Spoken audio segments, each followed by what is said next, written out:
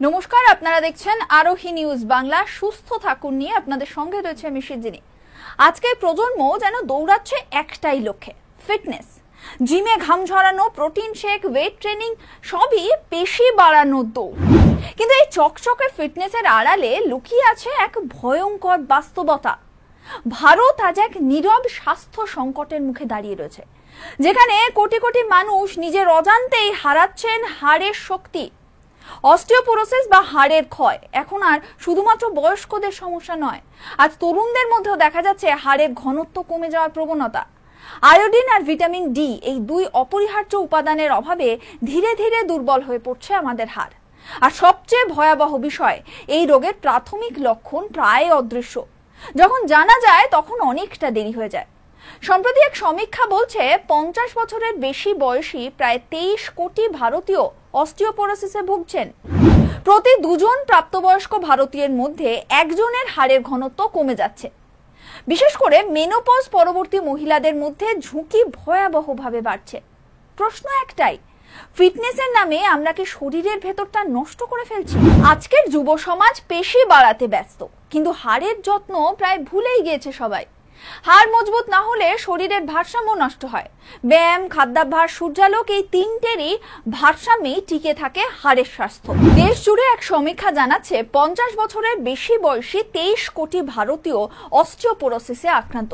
প্রতি 2 জন প্রাপ্তবয়স্কের একজনের হাড়ের ঘনত্ব স্বাভাবিকের চেয়ে কম।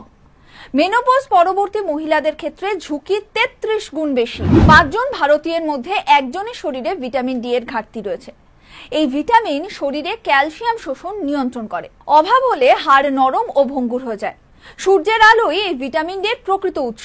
থাইরয়েড হরমোনের জন্য আয়োডিন অপরিহার্য। এটা হাড়ের বৃদ্ধি ও শক্তি নিয়ন্ত্রণ করে। দেশের প্রায় 20 কোটিরও বেশি মানুষ আয়োডিনের ঘাটতিতে ভুগছেন। আয়োডিনের অভাব মানে পরোক্ষভাবে হাড়ের ভঙ্গুরতা বৃদ্ধি। হাড় মজবুত রাখতে ক্যালসিয়াম, ভিটামিন ডি এবং আয়োডিন যুক্ত খাবার অপরিহার্য। অর্থাৎ দুধ, দই, তেল, শাক, সবজি এগুলো খাওয়া উচিত। প্রতিদিন সকালে সূর্যালোকে অন্তত 15 মিনিট থাকা জরুরি। সাথে নিয়মিত শরীরচর্চা, দ্রুত হাঁটা, স্কোয়াট, হালকা ওয়েট লিফটিংও করতে হবে। বেশি দেখানো যতটা সহজ, হাড় মজবুত রাখা তার চেয়ে অনেক বেশি দায়িত্বের। চকচকে শরীরের নিচে যদি হাড় দুর্বল হয়, তবে সেই সৌন্দর্যের কোনো মানে নেই। আজকের প্রজন্ম ফিটনেস মানেই মাংসপেশি ধরে নিয়েছে, অথচ সত্যিটা হলো শরীরের মূল শক্তি লুকিয়ে আছে হাড়ের ভেতরেই। অস্টিওপোরোসিস ও অস্টিওপেনিয়া নিঃশব্দ ঘাতকের মতো কাজ করে। যত দেরি হবে তত ক্ষতি বাড়বে।